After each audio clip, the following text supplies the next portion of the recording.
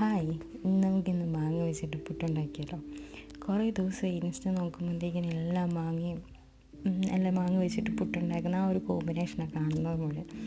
അപ്പോൾ കഴിഞ്ഞ ദിവസം നോക്കിയപ്പോൾ ഇവിടെ ഒരു മാങ്ങ ഇരിപ്പുണ്ട്, എന്നാൽ പിന്നെ ഉണ്ടാക്കി നോക്കാമെന്ന് വിചാരിച്ചു.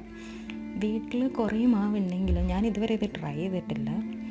ഇഷ്ടപ്പെടുമെന്നും എനിക്കറിയില്ല. എനിക്ക് പുട്ടും പഴവും അങ്ങനെ ഇഷ്ടം. അപ്പോൾ ഇവിടെ ഞാൻ എടുത്തിരിക്കുന്നത് ചെമ്പ പുട്ടുപൊടിയാണ്. അതേ നമുക്കിവിടെ ഉണ്ടായിരുന്നുള്ളൂ. അപ്പം അത് ഒരു കപ്പ് എടുത്തു. എന്നിട്ട് അതിലേക്ക് ആവശ്യത്തിന് ഉപ്പിടുക. അത് നമ്മുടെ ആവശ്യത്തിനനുസരിച്ച് ഇട്ടാൽ മതി, കുറച്ച് ഇട്ടാൽ മതി. കൂടിപ്പോയെങ്കിൽ പ്രശ്നമാവുമല്ലോ. എനിക്കെപ്പോഴും കൂടിപ്പോയി അബദ്ധം പറ്റുന്ന ആളായതുകൊണ്ട് കേട്ടോ. പുട്ടിനാകുമ്പോഴത്തേക്കിന് കുറച്ച് കുറഞ്ഞിരുന്നാലും കുഴപ്പമൊന്നുമില്ല. പിന്നെ അതിലേക്ക് ആവശ്യത്തിന് വെള്ളം ഒഴിച്ചിട്ട് അത് നന്നായിട്ട് നനച്ചെടുക്കുക. കുറച്ച് വെള്ളം ഒഴിച്ചിട്ട് നനച്ചെടുത്താൽ മതി കേട്ടോ. ഇല്ലെങ്കിൽ വെള്ളം പിടിച്ചിട്ടിങ്ങനെ കട്ട കെട്ടിയിരിക്കും. പിന്നെ എൻ്റെ കയ്യിലുള്ളത് ചിരട്ടപ്പുട്ട് കുറ്റി പോലത്തെയാണ്. അത് നാട്ടിൽ നിന്ന് കൊടുത്തു വിട്ടാൽ നമ്മളിവിടെ നോക്കിയപ്പോഴത്തേക്കിന് ഭയങ്കര വില. ഒരെണ്ണത്തിന് ഏതാണ്ട് $16 അത്ര ഏതാണ്ട്. അപ്പം തന്നെ ഞാൻ വേണ്ടെന്ന് വെച്ചു.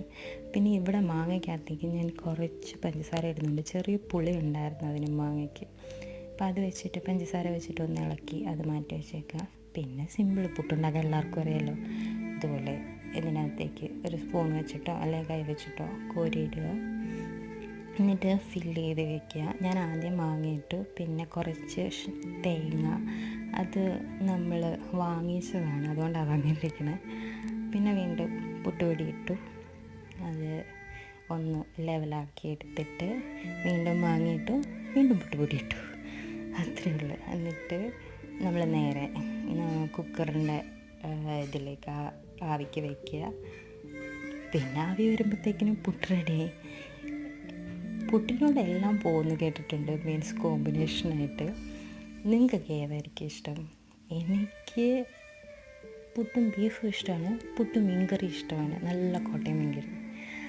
അപ്പോൾ പുട്ട് റെഡിയായിട്ടുണ്ട്. നല്ല കാണാനായിട്ടൊക്കെ നല്ല ഭംഗിയായിട്ട് വന്നിട്ടുണ്ട്. ഞാൻ വിചാരിച്ചതിലും നല്ല ഭംഗിയായിട്ട് വന്നു. പക്ഷേ സത്യസന്ധമായിട്ട് പറയുകയാണെങ്കിൽ ഇത് കഴിച്ച് കഴിഞ്ഞപ്പോൾ എനിക്ക് അത്ര ഇഷ്ടപ്പെട്ടിട്ടില്ല. കാരണം മാങ്ങ വെന്ത ടേസ്റ്റ് എന്തോ എനിക്കിഷ്ടപ്പെട്ടില്ല. അപ്പോൾ ഞാൻ പിന്നെ അത് കഴിച്ച് തീർത്തതൊരു പഴവും കൂട്ടി പിന്നെ പപ്പടവും കൂടെ വെച്ചിട്ടാണ് ഞാൻ കഴിച്ച് തീർത്തത്. പക്ഷേ ട്രൈ ചെയ്ത് നോക്കാമെന്നേ ഉള്ളൂ. ടേസ്റ്റ് ഇല്ല എന്നല്ല, പക്ഷെ അത്ര വാവെന്ന് പറയാനായിട്ടുണ്ടോ എന്ന് എനിക്കറിയത്തില്ല. ട്രൈ ചെയ്ത് നോക്കിയിട്ടുള്ളവരുണ്ടെങ്കിൽ പറയട്ടോ. അപ്പോൾ ബൈ.